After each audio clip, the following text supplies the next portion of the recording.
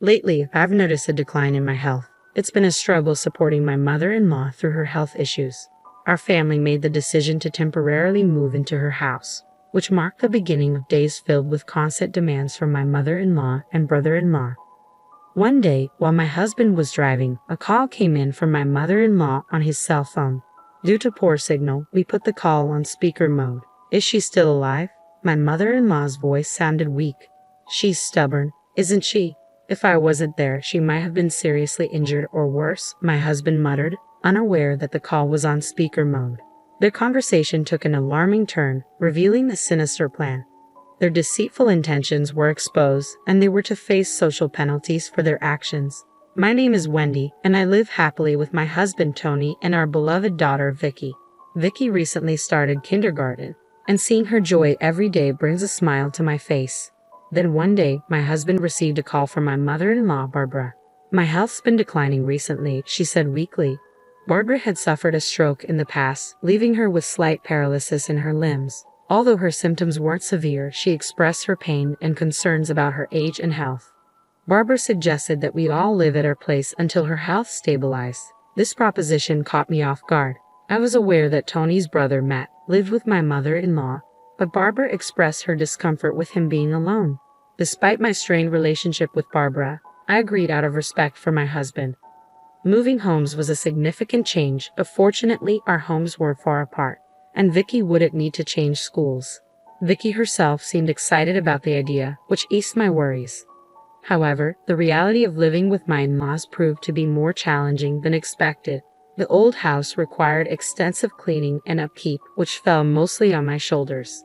While I worked tirelessly, my mother-in-law would distract Vicky with outings and reminisce about her favorite son's past achievements, leaving me feeling overwhelmed and frustrated. It was hard to reconcile her seemingly good health with her claims of poor health. I regarded my mother-in-law with suspicion, sensing an air of insincerity about her. Abruptly, she started coughing, as if startled, intensifying my skepticism. But enough about her. Let's shift focus.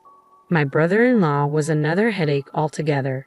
Despite the tales I'd heard, Matt turned out to be a jobless bachelor, overly reliant on his parents. His behavior was akin to that of a petulant child, despite being in his 40s. Wendy, I'm hungry. Where's my lunch? Or Wendy, why didn't you wake me up? I missed my favorite show. I found myself catering to his whims. Even my daughter Vicky pitched in around the house. His entitled attitude grated on my nerves. I'm not your wife or your mother, I silently screamed, particularly unnerved by his habit of calling me Wendy darling. Emotionally and physically drained by these two individuals, my life became a constant struggle. Yet, one evening during a family gathering, while fetching a fan to improve ventilation, I encountered an unexpected intrusion. Wendy, my brother-in-law's voice startled me from behind. With a smug grin, he uttered something utterly appalling.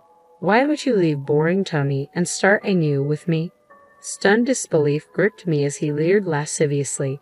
Perhaps fueled by alcohol, his words were disgustingly crude. Brother-in-law, you're clearly too intoxicated. That's not amusing, I retorted, attempting to dismiss his advance. Yet he persisted, threatening to reveal a fabricated secret to Tony. In a bid to escape his advances, I tried to leave, but he forcibly grabbed my arm. Enough was enough. Stop it. Just stop. I managed, startled and disgusted by his audacity. As I pulled my arm away from my brother-in-law, Matt, in a sudden movement, he lost his footing and stumbled down the stairs. His descent ended abruptly as he collided with the wall, emitting a groan upon impact. Hearing the commotion, Tony and other relatives rushed over to investigate. What's happening here? Tony inquired, concern evident in his voice. Oh, Matt just slipped, someone explained, pointing to the bump forming on the back of his head. As his mother fretted over him, other family members intervened to calm her down, guiding Matt to another room for first aid.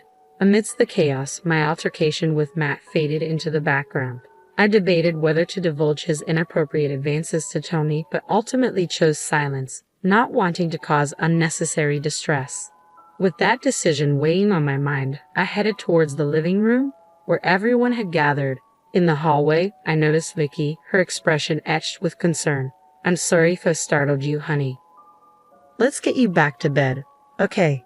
I reassured her, noting the subtle unease in her demeanor. Though something seemed amiss, it was late, and I opted not to probe further, guiding Vicky back to her room. Life continued to pose challenges with my mother-in-law and Matt each passing day. Forced to endure my mother-in-law's mundane chatter and tend to my brother-in-law's immature demands, I often felt the urge to escape. However, Matt refrained from making any further advances after my firm rejection, which offered a semblance of relief as I carried on with life at my in-laws. Then, on an unexpected day, another incident disrupted the routine. While having lunch with my mother-in-law, I suddenly felt dizzy after tasting some tomato soup.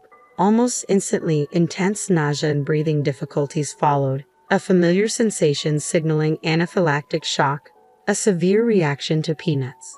With my brother-in-law present, we promptly dialed for an ambulance, though his panicked demeanor hinted at his struggle to recall the emergency number. Eventually, he managed to place the call, and I was swiftly rushed to the hospital. Grateful for his assistance, Tony emotionally thanked his brother, acknowledging his pivotal role in saving my life. Taken aback by the unexpected praise, my brother-in-law modestly downplayed his actions, though his demeanor hinted at a newfound sense of usefulness, even in his own eyes. Despite my gratitude towards him, lingering questions gnawed at me during my hospital stay. Why had I suffered an allergic reaction? As I remained under observation for the next day, uncertainty loomed over the cause of the incident. Discharged from the hospital without complications, I slid into the car beside Tony, ready to return to my in-laws' house. In the back seat, Vicky's worried voice broke the silence. "Are you okay, Mom?" "I'm fine now, sweetheart. I'm sorry for causing you concern," I reassured her, grateful for her care. "I thought my heart was going to stop when I heard you were in the hospital," she confessed, her concern palpable. "I was careful with those ingredients, though," I assured her, tilting my head, trying to lighten the mood. However, Tony's ringing phone interrupted our conversation, and he swiftly switched to speakerphone, navigating through the connectivity issues. As my mother-in-law's voice crackled through the speaker, her troubled tone was unmistakable. "Seems the call got cut off," she lamented to my brother-in-law, Matt. Their ensuing conversation left us all visibly unsettled. "She's still alive. She's really stubborn, isn't she?" my mother-in-law remarked callously, prompting Tony to defend me, albeit unheard by her. Their dialogue took a chilling turn, revealing a disturbing lack of empathy. "Does it matter? It's just karma for hurting my precious Matt," my mother-in-law callously remarked, her words sending a shiver down my spine. "So what are we going to do about Wendy?" Matt inquired, his tone unnervingly casual. "Yeah, I'll try to win her over again. I think I can make it work this time," he replied, his nonchalant attitude exacerbating my unease. "I mean, she probably fell for me again after this incident. After all, I'm her lifesaver, aren't I?" Matt's boastful voice filled the room, oblivious to the fact that their conversation was overheard. Meanwhile, Tony and I exchanged speechless glances, taken aback by their unsettling discussion. Later, when we finally arrived at my in-laws' house, it was evident that we were behind schedule. "You should manage your time better, Tony. And why didn't you answer the phone? I needed you to pick something up on your way back," my mother-in-law scolded, seemingly oblivious to the tension in the air. Tony and I, however, wore stern expressions, unable to ignore the gravity of what we had just heard. Once inside, Tony and I pulled my in-laws aside for a serious conversation. As our daughter retreated to her room, I handed Tony's phone to my in-laws, playing back the recorded conversation that had been captured unknowingly. Their faces turned pale with shock as the truth unfolded before them. "How did you?" my mother-in-law began, but I silenced her with a glare demanding answers. "What in the world is going on here?" I pressed, my tone firm and unwavering. Attempting to defuse the situation, my brother-in-law stuttered. "Well, that was just a joke. Sort of a small payback for you rejecting Matt." "Don't mention my brother-in-law," Tony interjected, attempting to shield his family from further embarrassment. But it was too late. As I explained the situation to Tony, his gentle demeanor gave way to fury. He demanded answers, and under his relentless questioning, my in-laws finally confessed. It turned out that my mother-in-law had orchestrated a plan to set me up with Matt, who seemed disturbingly willing to go along with it. Feigning illness, she had lured me to their house with the intention of turning me into her son's fiancé. The absurdity of their scheme chilled me to the bone. Their lack of empathy was astounding, driven by their misguided pity for Matt's single status. Their actions seemed beyond comprehension, almost inhuman. Their selfish scheme had backfired spectacularly, with Matt tumbling down the stairs in a pitiful manner. Recalling the event sent shivers down my spine, especially considering something my brother-in-law had said that lingered in my mind. What secret about me were you using as a threat? With a hesitant glance at my husband, he reluctantly confessed, revealing that it was about the 50 I had tucked away. They had wrongly assumed it was from secretive financial endeavors like stock trading or foreign exchange. In reality, it was earnings from my writing hobby, known and approved by my husband, who always emphasized the value of hard-earned money. It turned out my brother-in-law had stumbled upon my bank book during a visit and shared his discovery with my mother-in-law, sparking their ill-conceived plot.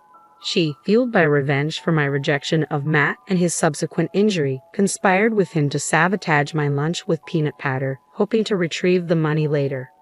However, Matt's fear and guilt overwhelmed him when he saw the extent of my suffering, prompting him to call for help. Meanwhile, my mother-in-law had been futilely trying to extract the bank account passcode from Vicky, manipulating her with absurd tales about my supposed wrongdoing and threats of police involvement. On that day, the mystery behind Vicky's strange behavior towards me was unraveled. Confronting my mother-in-law, I couldn't fathom the shamelessness of her actions, manipulating her own grandchild and attempting to steal her younger brother's wife.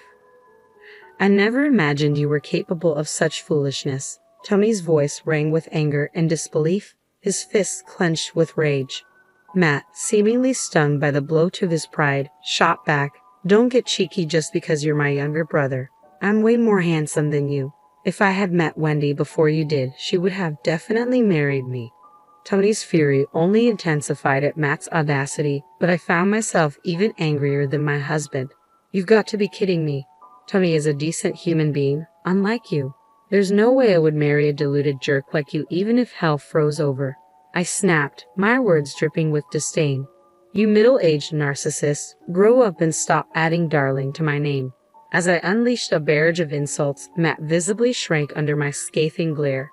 Regaining my composure, I spoke in a calm but firm voice. "Your actions have crossed the line. I nearly died. I'll be filing a criminal complaint for assault. You'll pay for the damages."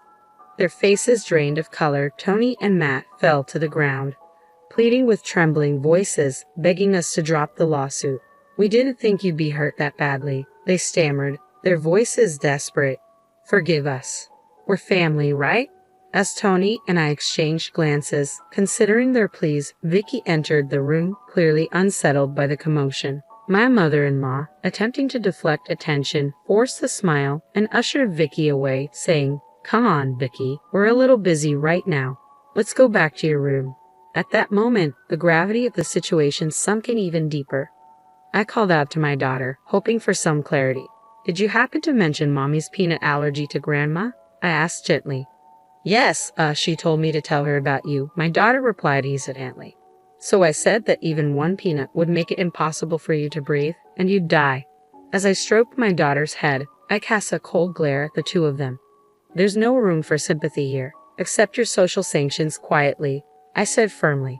Stunned, they fell silent, realizing the consequences of their actions. Later, we hired a lawyer and informally charged my mother and brother-in-law with assault. Though they didn't end up in prison due to it being a family dispute, they had to pay about 13 grand for my medical expenses and compensation. Without any savings to cover this, they were forced to sell their family home for cash. Now homeless, they made an audacious proposal to move in with us. "What kind of nonsense are you spouting?" I retorted, incredulous. "Talk in your sleep if you must." We heard later that they rented a room in a rundown apartment, living a tough life on the wages my brother-in-law earns from his part-time job. Meanwhile, we returned to our own home, breathing a sigh of relief. "I am sorry for deciding to live together," I admitted, feeling guilty for the ordeal we had endured. "Don't worry about it. It's your seriousness that I like. That's why I married you," Tony reassured me, despite his dejection. Moved by his words, I continued, "You looked brave and cool when you punched Matt. Violence isn't good, though." Tony chuckled sheepishly, holding our daughter close. "That's right," he agreed. "How about we all go out for some fun next week, Vicky? Where do you want to go?" The zoo? Vicky exclaimed with excitement, her laughter filling the room. In that moment, I vowed to continue saving for my daughter's future, cherishing the happiness we had found together.